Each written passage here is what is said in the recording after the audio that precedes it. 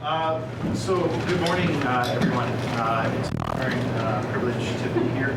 For those of you who don't know me, my name is Randall Kahgee. I'm a lawyer by profession. I was also the chief in Saugeen for a number of years. Seems like so long ago.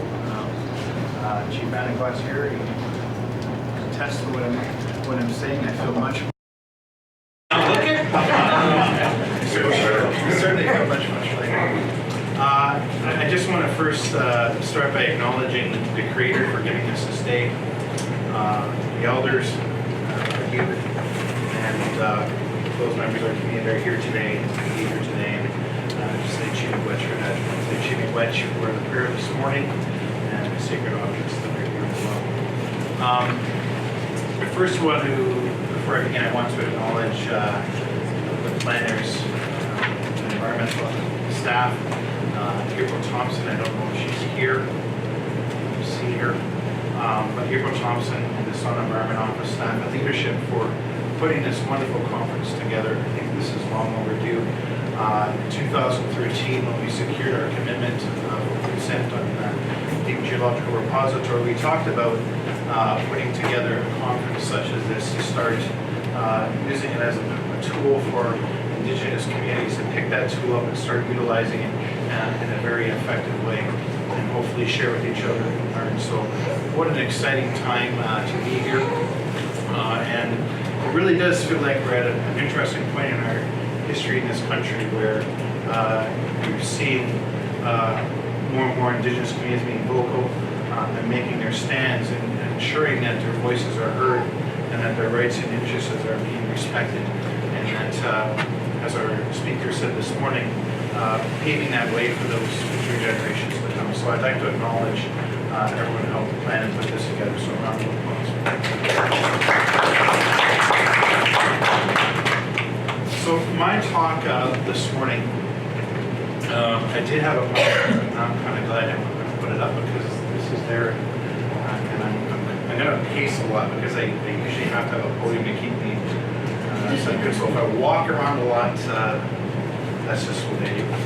So, my talk this morning, I'm going to focus on what we've been involved in for many, many years, and that's trying to secure consent and reconcile the nuclear issues in our territory, and the success we've had and where we're at now in terms of implementing those commitments on consent, where we're at in our community process and what it means going forward for our people.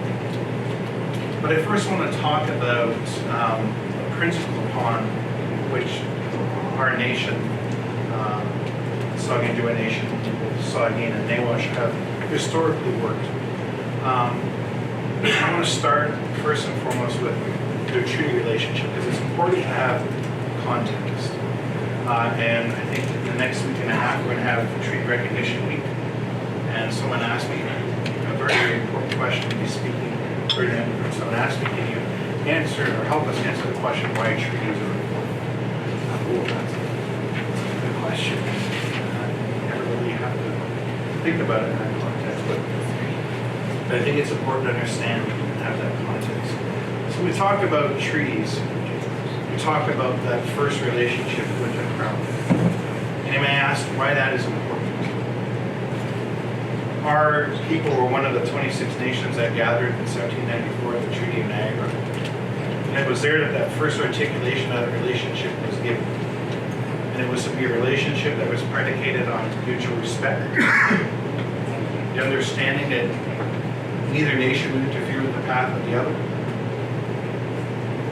that it truly was a nation-to-nation relationship, and that what mattered most to our people would remain protected. First and foremost, that's our relationship to the lands and the waters. Because who we are as a people is very much linked to that relationship. Our language, our culture, our ceremonies, indeed, our very identity. And of course, that understanding became the basis of treaty making in this country and was formed the basis of the treaties we entered into our territory. And I really take time to reflect upon our ancestors and the sacrifices and the courage they had to deal with the struggles they were facing at that time. And they did what they thought was best and what was necessary to protect that relationship that was so important to us. And too often, we hear where we see in the history books that what I call a very impoverished view of the treaties, where they were just about simple land transactions, and that's not the case at all. There's much more to that, and it's much deeper. And there's that deeper understanding that these were solemn agreements that indeed have the full force of law today and must be respected. So when the Prime Minister says, I want a renewed nation-to-nation relationship, I often wonder, does he really know what that means? And I would argue, and I don't want to digress too far, but I'll get into that later in my talk, I also think consent is implicit in the treaties. If you understand that articulation, that it is nation to nation, neither what you fear, but the path of the other.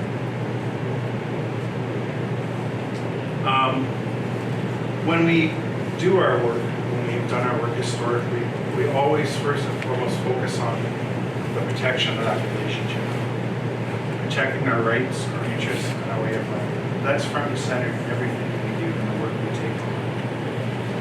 And that understanding that our rights are not frozen in time, that we are not museum pieces on display. I don't know how many regulatory hearings I've been in, or even court proceedings I've been in, where we're always talking about, well, you know, what my limited ability to trap, fish, or hunt, as if that's what defines me. It's not. Our rights, and I'm not going to say it when I'll share this story. I started hearing once, and I was making this same point, and I made the reference. It's not like I walk around in a loincloth, but it just totally did not get the land with the impact I thought it would. So I never lived it down. And Mr. Monaco reminds me about it every day. And I did bring that loincloth.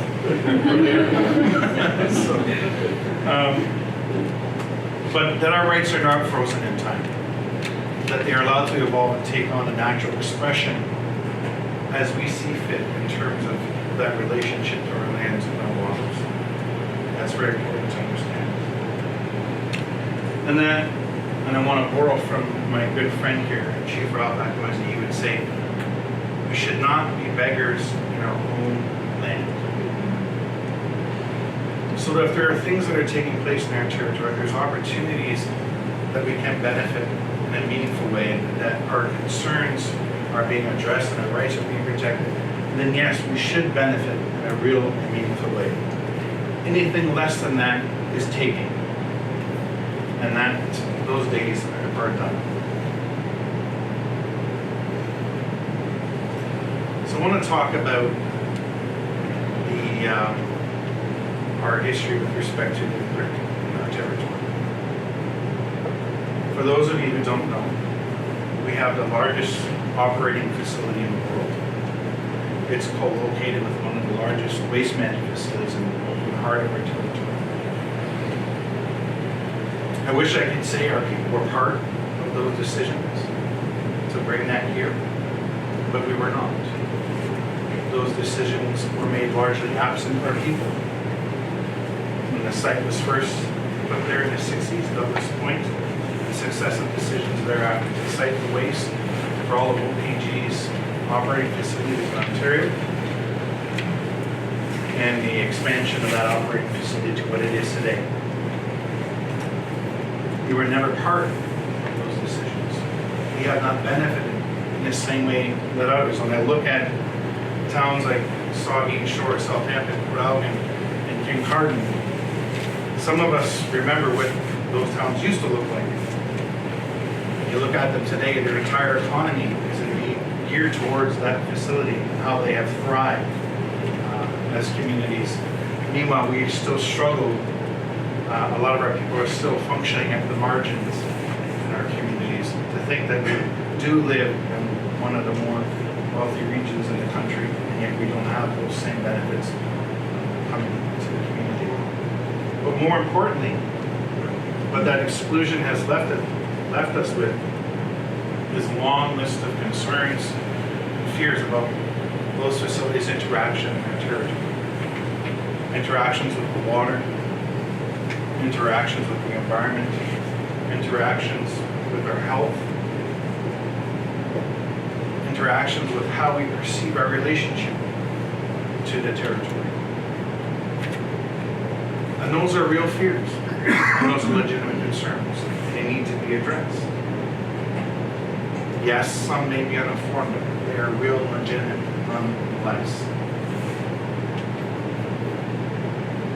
In 2003, Ontario Power Generation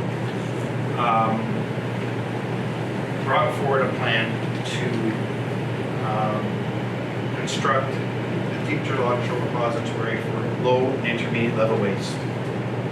It currently has a facility on site, the Western Waste Management Facility, which is licensed to manage and secure all of its waste from all of its operating facilities in Ontario. But now its plan is to construct a deep geological repository roughly about 680 meters, did I get that right? Below ground at the current site to store that waste essentially forever. They brought that plan forward in 2003, and initially I would say we were being talked to. Being talked to and being talked with are two different things. It wasn't the case, and I liked how our speaker articulated this morning, coming with that respect and saying, this is something we're considering doing. We'd like to explore that with you. And are willing to work with your community to see whether or not that makes sense or that fits within your broader vision for the territory. That's not how that conversation happened. In 2004, the municipality passed a resolution to say that we are ready, they're ready to proceed as the willing host for that project. At the same time, they also signed a hosting agreement with Ontario Power Generation, along with the other municipalities within the region. What I would say, you can look at this agreement, it's a public document, and it sets out a payment schedule to the municipalities over a 25-year period.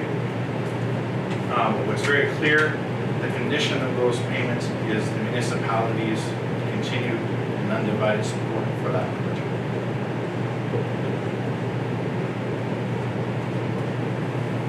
In the early days, we held a series of meetings in our communities to make the community members aware of what was being proposed. And there was a lot of concerns, a lot of fears, as we realized, because this felt very much like history repeating itself. But somehow this felt different, because now, not only were we not being really respecting the same context as our speaker shared this morning, but we're now, in essence, looking at the potential of shouldering the burden of all of OPG's waste forever in our territory. And there were a lot of concerns and fears, as you can imagine, from that. And I remember very well in one of the community meetings, someone asked me, I was legal counsel at the time, they said, Randall, how do we get our voice respected?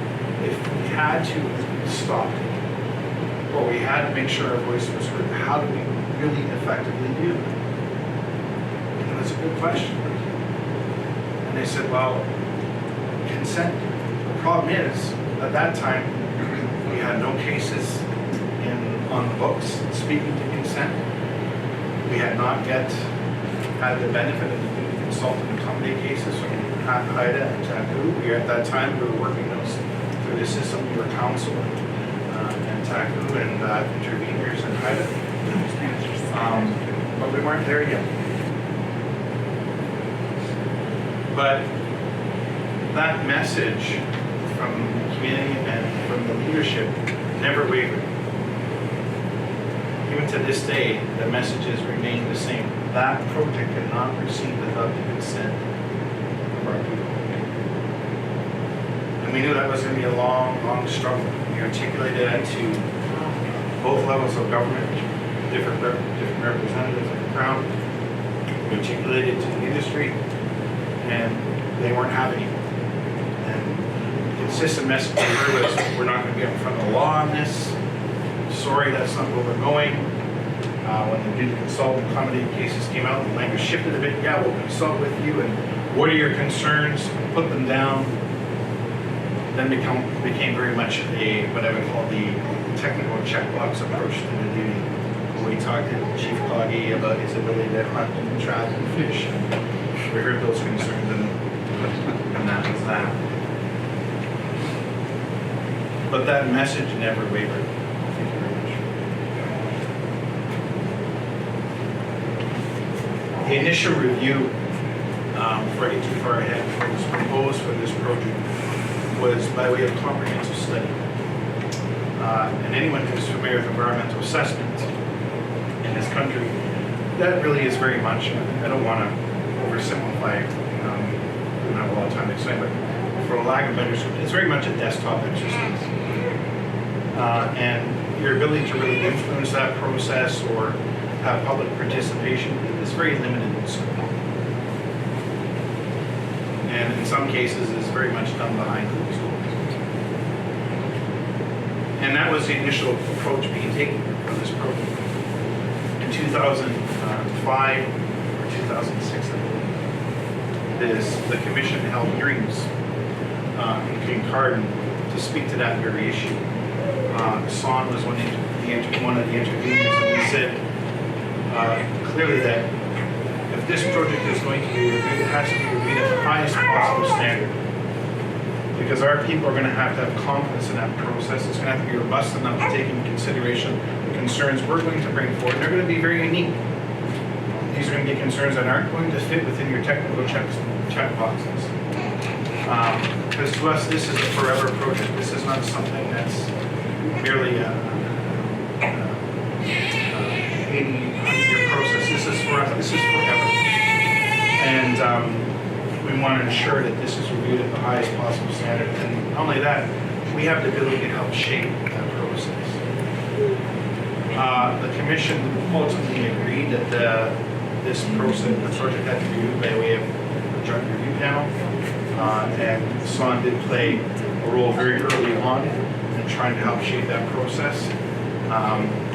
Things kind of fell off the tracks a little bit, and that's another story.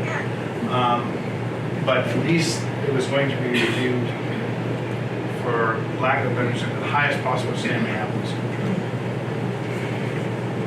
But there still wasn't enough. We still needed to make sure that the Crown and industry understood that this project did not proceed without our consent.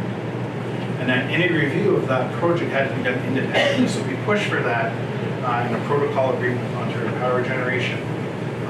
2009, we were successful in getting that protocol agreement. And that agreement allows us to do that review independent for our own communities, make sure we have the capacity necessary to do that review, because we should be incurring the costs of that. No community should shoulder the burden of the industry or the Crown's work. They should be able to participate in a meaningful way and have the resources necessary to do that. So that protocol agreement paved the way for that.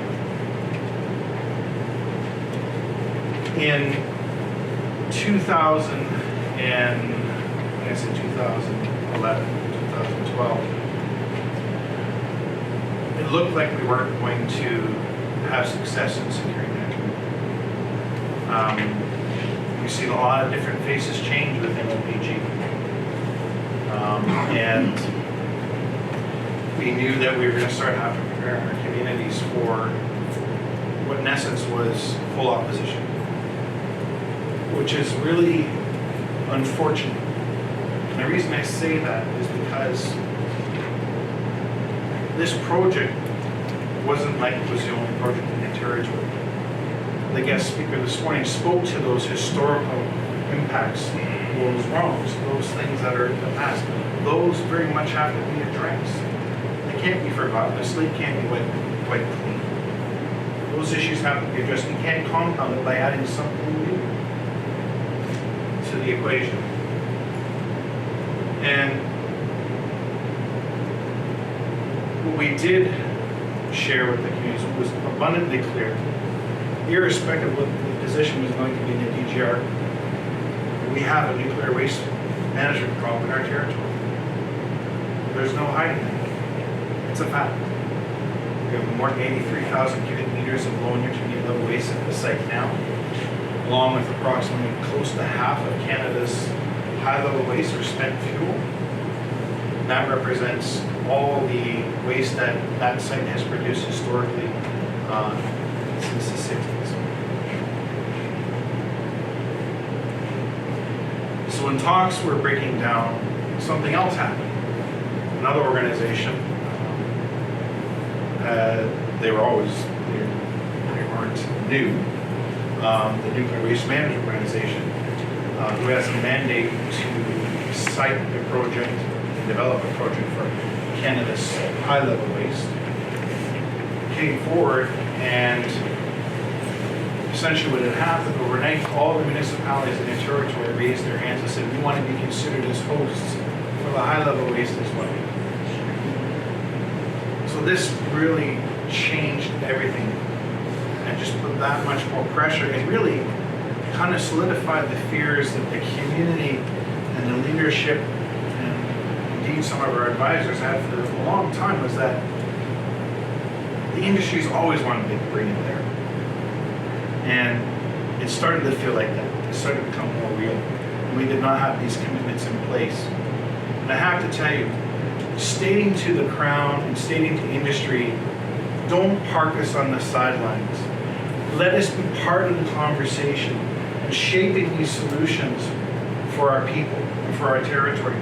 Let us have that understanding. Let our voices be heard so that we ensure that whatever it is you're proposing for the future aligns with our vision.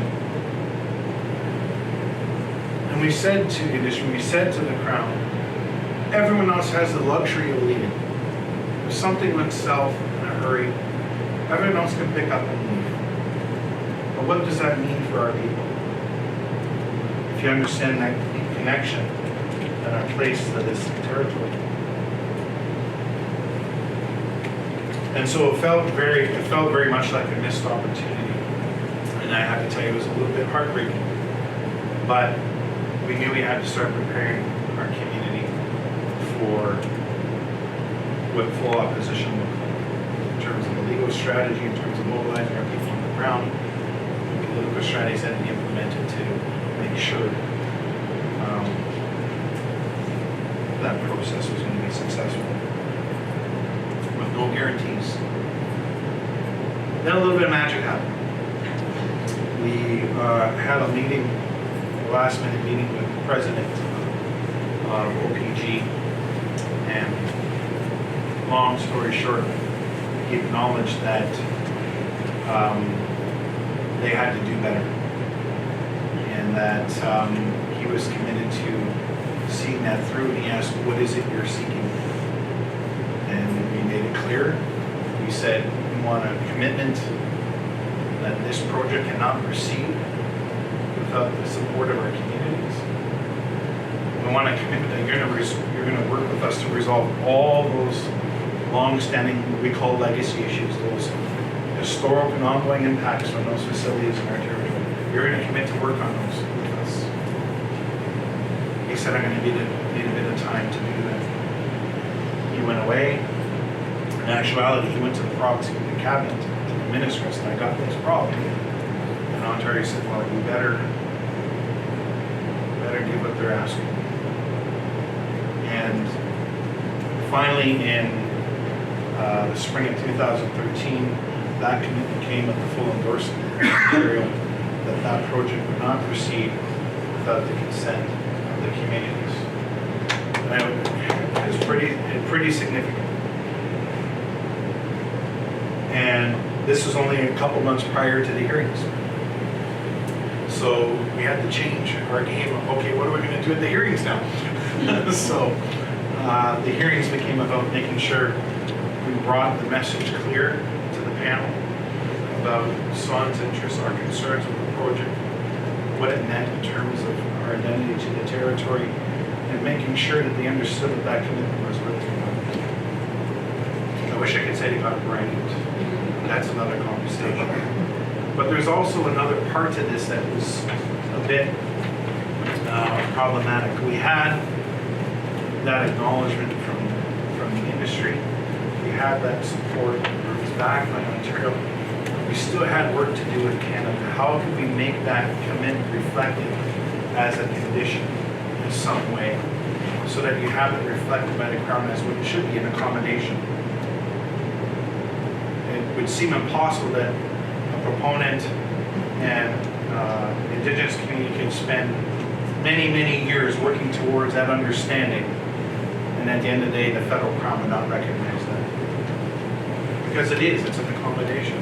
We would say it's an accommodation of law. It should be acknowledged as such. So we had a long discussion with Canada about how we could do this, how it could be reflected. There was kind of some back and forth. Well, the parameters of legislation makes it very narrow. We can't do it this way as an additional license. And so there was a lot of humming and hawing back and forth. Part of it I said, yeah, but your first priority is to the Constitution. Last time I checked, Section 35 is part of the Constitution. And that's your first priority, is to ensure those interests are being protected. If you have an accommodation, it's pretty simple. But I digress, right? But we were ultimately successful. We found a way forward through that. And that came in August of 2017 when the Minister of Environment for Canada said that she would be suspending her review of the DGR pending the outcome of the Canadian process was sold. So we now have all the tools necessary to start trying to move that commitment forward and implementing it in a real meaningful way of the communities. One piece that was missing was we didn't have the same commitment on the high. And in many ways, the high represents many more challenges than the low and intermediate. And to understand, you have to understand how the different waste streams, what that means, right? High, by, as you see, guess means very, very, very long. You're talking about millions of years, right? And by that time, there were still a number of communities that were still in the process. The Nuclear Waste Management Organization has what we call an adaptive waste management process, which is kind of very methodical, cautious approach, or supposed to be. And it's evolved. I have to give them some credit. It's evolved over time from where it was a few years ago. They've moved off this concept that it has to be a willing host community, much the way you saw in the OPG example. They defined as part of their license, they said we have a license application. We do have a willing host community, and that willing host community was King Party. And everyone has moved away from that to a model of willing host region. And they've done that to respect Indigenous communities that should be brought into that conversation. So if an Indigenous community is not part of that willing host, then that's unlikely that project will be successful there, and it will not move forward in those circumstances. Or at least, as they say, right? But we had not yet secured that commitment on that from NWO. In 2017, after what seemed a long time, that commitment did come. And NWO has now committed they will not select a site in our territory without the consent of the communities. So what that now means, with those commitments in place, and they were smart. They actually went to all the different ministries at the provincial level and at the federal level and said, we're going to give this commitment. Do you have any problems? And it was, no, give the commitment. So what that means now is our communities now have the full space, have the full conversation about all the waste streams, not just about one portion of it. And that's pretty fundamental, and it's a historical moment because right now we're probably one of maybe a few Indigenous communities in the world that are doing this kind of work. And it's pretty significant. I was going to talk about UNDRIP and the definition of FPIC, but so many a pair of pants. Stole my thunder. I just want to commend you. I think that was a very articulate way of breaking down that definition. It very much aligns with what I was going to say in about 3 or 4 pages. Now I gotta find out where we're gonna be in the presentation. But I would say this, and it's worth repeating. In terms of what is free, prior, informed consent. And somebody talked about kind of Canada's reluctance to really embrace the Declaration. And there's something to sit there, because Canada was actually one of the, they really were part of the key players in that for in the early days, which was kind of surprising. And we did have a lot of Indigenous representation in that forum, including Grand Chief John from BC and Little Child, who was a prominent Indigenous rights lawyer in this country.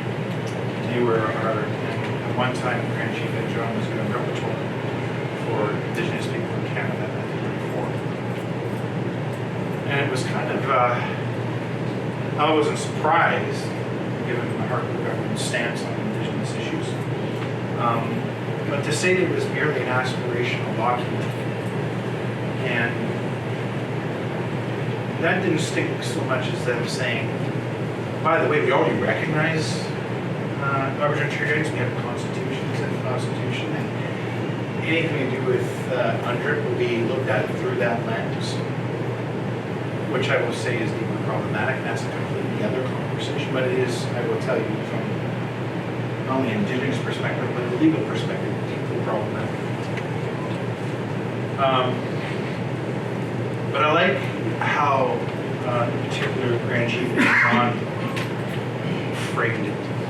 He gave a talk last year at the Senior First Nations, and he framed it in the context of Aboriginal rights itself, in the sense that it's rooted in the right to self-determination. So you look at it through that lens and you understand that the right to free, prior, and informed consent doesn't just belong with the elected leadership or the chosen leadership. It belongs to each individual member of the community. It belongs to me. It belongs to you. It belongs to you. It belongs to you. To you and you, I'm putting all the community members in row. Sorry to send you out. But it does. It belongs to the community. Because when you think about how we historically have worked together and made it's done as a collective. And those rights belong to the people. So does that voice. And that's what you're empowering through FPIC, is that voice. The voice of the people. So in that context, I tend to look at FPIC as a process. And Sonia broke down a little bit in the way she was breaking down the definitions this morning. And really what she was speaking to is the process. It is a process. And consent, it's freely given, either as a yes or a no. And I always say that both have to be equally informed. If you're going to say no, your no has to be equally informed. As does your yes. What if you're saying yes? What are you saying yes to? Are there conditions with that yes? Because that's part of free, prior, and consent. It's not just an outright yes. It's yes, but there may be conditions. And it may be consent that's given in stages, over time. As Sonia said, over the life of the project, for example. And likewise, a no has to be equally informed. What are you saying no to? What are the alternatives to your no? So in the context of waste, if the community ultimately rejects it, means you're okay, what would that no look like?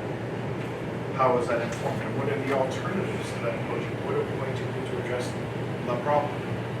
If it's yes, is it yes outright as the project will describe, or is it yes with conditions? All that has to be determined. The consent is a yes or no. It's not just about getting to yes, it's also no. And as I said, it's a collective decision that belongs to the people and the communities. And I have to tell you, that was a very hard line to walk, because there was a lot of pressure on us to hold the line on opposition. We get a lot of pressure from outside the communities, from other indigenous communities. But, you know, we gave a talk with the Chiefs of Ontario, and Joint Council said, well, we'll send you Chief Kahgee, we'll send, I think we sent Paul Jones, who's the council in Namawash, to speak to address the Chiefs in the Assembly in European time on the agenda for half a day. And we spoke to the issue. And I was being very diplomatic, very delicate about it. And I think it's something only a counselor could say. And so Paul got me and said, the antithesis of everything you're saying is leave it in our backyard, but don't bring it in ours. That's really what you're saying. And he said, it's not that simple for us. We have a problem, and it has to be addressed, and our people's voice has to be heard on it, irrespective of what that decision is going to look like. There are many questions that we have to wrestle with all the time. Moving on, I want to talk a little bit about where we are now in actually implementing those commitments, because I think that's where the real power is in the implementation right now. And so we've started with, now that we've secured commitments from OPG and NWO, we have that commitment recognized by the Crown. We've now started, in essence, rolling out the community process. When we started that in the early days, we thought, how are we gonna do this? What's the thing that's going to bring us together on this? And we had some, in the early days, we had some facilitated focus group discussions with different cross sections of the community, elders, we had youth, we had knowledge keepers, to share with us their views. And where we landed was on stewardship. And the question that was posed on what does stewardship mean to you? And I thought, what a powerful question, because stewardship, by very definition, implicit in stewardship is a responsibility to act. It's not just words, it's action. And so it's not enough for me to say, yeah, I don't want this or I don't like it, and then I'm done. I actually have to pick up and do the work necessary to give effect to what I'm saying. So it's the responsibility of each and every one of us as members of the Saugeen First Nation, as members of Saugeen, as members of Namawash, to act, to take that work forward. And I thought, what a powerful concept to construct this process on. And that became the theme. That's the theme for our process. And we knew that the process had to be informed and guided by our values, our laws, our traditions, how we relate to one another, how we relate to the territory. That had to define the process. We weren't interested in running another Eurocentric process. We knew that the process had to be done in phases. That the first phase would be about learning, providing a baseline or a foundation of information. That's really where we are right now, is that baseline, giving that information to the community, allowing community members the opportunity to reflect on that information, raise their questions, raise their concerns, and figure out how that gets reflected moving forward. Then there's the actual project, discussing the project. Last year we had a very, I think, effective nuclear, what I call a nuclear 101. And we had our experts come in to do this work with our communities and put together with our environment office very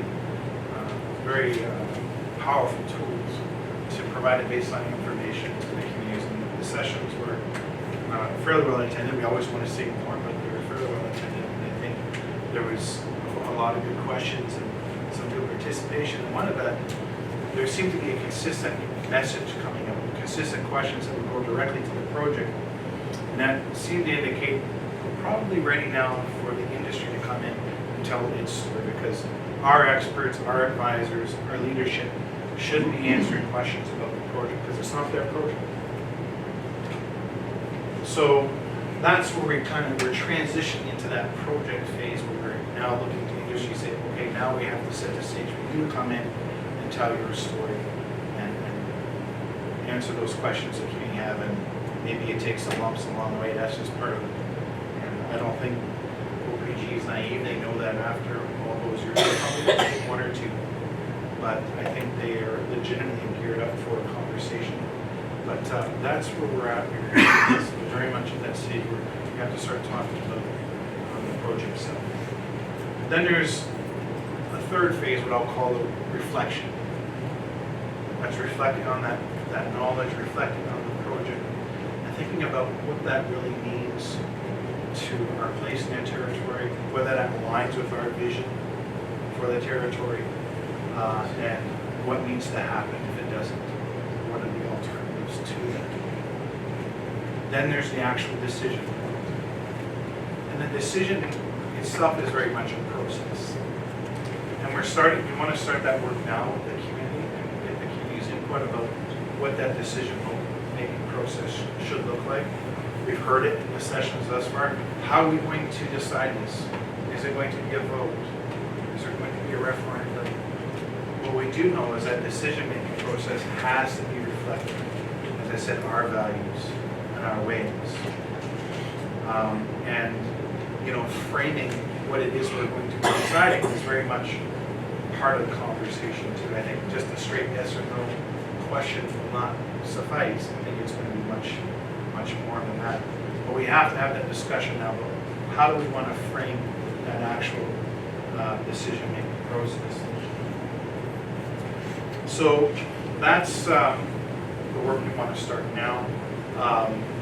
One of the things we find that's particularly a challenge right now is for right now the demographics in the community. We have more than half our community living outside the community.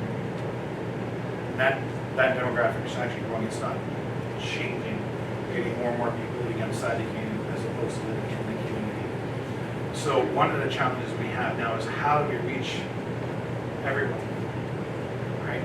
And bring everyone into that conversation the best we can. And it is a bit challenging because remember what I said earlier. If consent is rooted in self-determination, it's a right that belongs to the collective. It's the decision that belongs to the collective. Then everybody must have a say on that. So how do we capture those people's voices? How do we make sure they have access to that information? In some of the earlier sessions, what we were doing is we were duplicating every session we had in the community. We were trying to duplicate the sessions in an urban center like Toronto. And actually, we had a very good attendance in the Toronto session. I was very impressed by that. I think we had about 75 people come out to that session. And it was very powerful to see that. But how do you make sure that you're reaching everyone? And that's always important. One of the questions that keeps emerging is, well, can the Crown or the industry vet our process or vet our decision? We say no. We're not here to satisfy the Crown or the industry in terms of our process. The question, and really, and I like the way my colleague put it, is this process meaningful to the community? That's where it has to resonate. That's how we judge whether or not we're hitting the success marks or whether there's more work to be done. And that's what we're striving for. I think we're aiming high. We love perfection. At the end of the day, we just want to get a good process that's meaningful to the community so that everyone has a role to play in that. And I think it's hard too because it shouldn't be lost on anyone. In many ways, we have very unique challenges in our communities. And our issues are unique, but a lot of our issues aren't that much different than everyday Canadians and what they face in their lives. How am I going to put food on the table? How am I going to make that next car payment? And so you're bombarding people with information. Hey, come out to this meeting. That might be the last thing on the priority. And then, of course, you have folks who say, well, no. we don't need a process that, oh, we gotta say no. And that's okay too. And so what we've said to folks who say this, that's okay. You'll get to say that. You'll get to express that. But we have to have a dialogue with what we're going to do about the problems. And we need a process to define that. I've been doing this work now for over 20 years. In my experience, I have to be honest with you, is that when communities are presented with a project, it's not always the first. They're always facing existing historical impacts on the ground. And that project, much the way industry or Crown presents it, it's not that simple for the community. They have those legacy issues, they have those historical issues that are there from existing projects. That's why just, simple expansions of things aren't that simple. So that's been my experience, and certainly no different here. We continue to try and grow our capacity to be able to do this work. As you can imagine, it takes a lot of, not just resources, it takes people who have the knowledge to be able to bring this. Ideally we want to grow that knowledge within our communities. We like to be utilizing our own experts in our communities. Right? We shouldn't have to be going outside the communities and bringing those experts in. So the more young people we can get trained up and being able to immerse in this is important. And whether they have technical background, or they have legal background, whatever the case may be, bringing something to that conversation. So building that capacity in the community is important, and we think that is very much an important part of this process. And as you can imagine, in the process, you're going to have hiccups. And I find in this process, and I have to say, we're still early days in this process. Some people say, well, it's been taking so long. I tend to look at it through a different lens. We're still, we're trying to reconcile 60 years of history and 500 years of colonial thinking. It's not going to be done in like a year or 2 years. It's going to take time. You get in 5 minutes. Could be better. Give you a hook. Turn the air conditioning on because I'm going to be blowing a lot. So, building that capacity is very important. And as I said, we found that in the process we had some speed bumps along the way. And right now we've got a bit of a downturn in our capacity. We got to pick that back up and rebuild it and make sure that we have that capacity in-house as much as possible. Why this isn't so important, why this is so important, why I always like to stress this point to our communities and why it's important to be part of this conversation is that OPG has been very clear. Their plan has been to continue to bring the waste to the territory. They don't have a plan B. They've been very upfront about that. And so we have to make sure that we're part of that conversation. And there's a lot of questions we see emerging from the process right now. I think probably one of the bigger issues is obviously proximity to water. I don't think it's appropriate for me to explain the importance of that connection to the water. I think that comes from our women, because it's our women who carry that responsibility to speak for that water, to protect that water. Our role as men is to make sure we're there as protectors to ensure that they have the space and opportunity to do that. And I remember a few years ago, the women came forward, they wanted to have a ceremony for the water, but they weren't sure where to do it. They were worried about, we have to do this ceremony in cheap over 4 days, and they're worried that someone's going to bother us. And I said, you find a place to have this ceremony, we'll make sure someone's there for a safe environment. But that relationship was so unique. And many will tell you, your water is speaking to us. The water is unhealthy right now. And it's speaking to us. That water is a being. It has a spirit. And that's something that gets lost in translation when we talk about just the simple technical aspects of a project like DGR. How does that resonate in those types of processes? So the proximity of water to water isn't just as simple as saying, oh, well, yeah, it's safe from the ground and we've got secure, the rock is great, everything's great. that does very little to ease the minds of a lot of our people who look at that relationship with water in that way. So what does that mean for that project in particular? So we know that proximity to water is a big issue. One of the other emerging issues quickly is the issue of alternatives. Not just whether or not OPG looked at alternative sites or considered alternative projects to the DGR, but real alternatives might look like in a meaningful way to the community. What types of projects could align with our vision for the territory? Are there waste streams that the community can ever be comfortable with? Are there waste streams that have to leave the territory? And I heard one of our elders saying, at what point do we say enough? Enough. How much more do we have to continue to shoulder for these issues? So those are very prominent questions that keep emerging. And that alternatives piece is very important because we have a lot of work we're going to have to do to understand what that means, what alternatives means. Not necessarily just to industry, but to our people.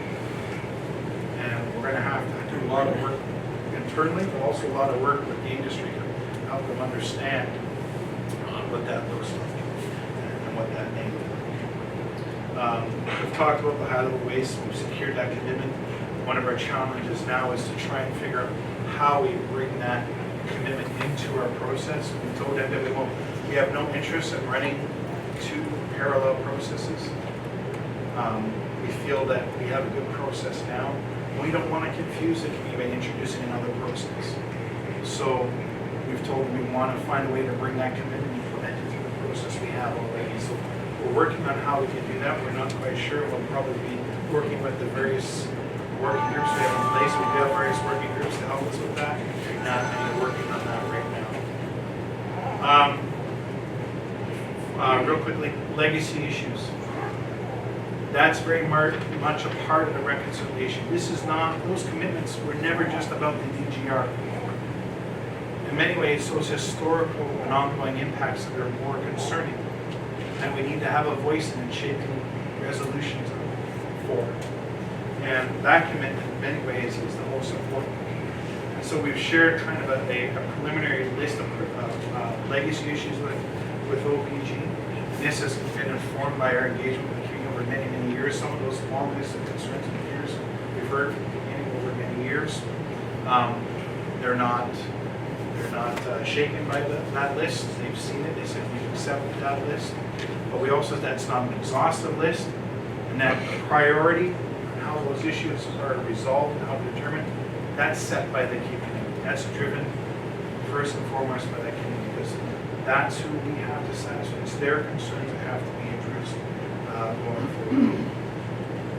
And so we have a good principle basis to resolve that. And just to wrap up, why we do this work. And I just want to echo what Somi has said this week. We do this work for those generations yet to come.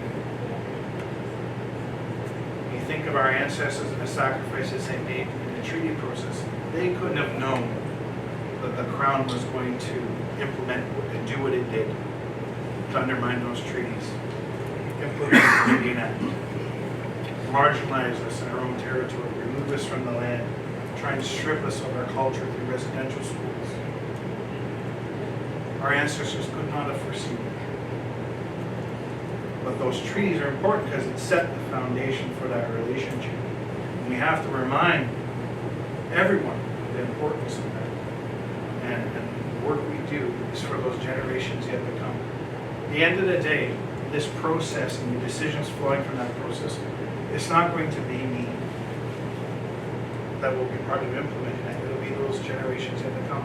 That little one in the back there, I guarantee you, you will be implementing these decisions for many years to come. And I realize that these are very difficult issues for our people to wrap their heads around, and they're scared, and they should be scared because this is real. But we have to stop and reflect on what we've achieved. And don't take my word for it, but it's a fact. There's very few communities doing this work in the world. we are probably the first in this country to implement what consent means. I realize that it's a challenge. I realize it's difficult work. But I have every reason to believe, given what our people have gone through and where we are today, the fact that we still have our culture, the fact that we still have our language, is a testament to our strength and our will, and I have every confidence we'll see this process through. And I'll leave you with this. It's one of my favorite orators was Nelson Mandela. And a lot of people talk about the work he did for apartheid, to end apartheid, his role as the first African president. But many people forget he was also an indigenous leader. He was a chief. He was a tribal leader. And he said, it always seems impossible until it's done. So with that, I want to say Chimiwech for allowing me to share with you today. And look forward to the next couple days for speakers. So enjoy your time.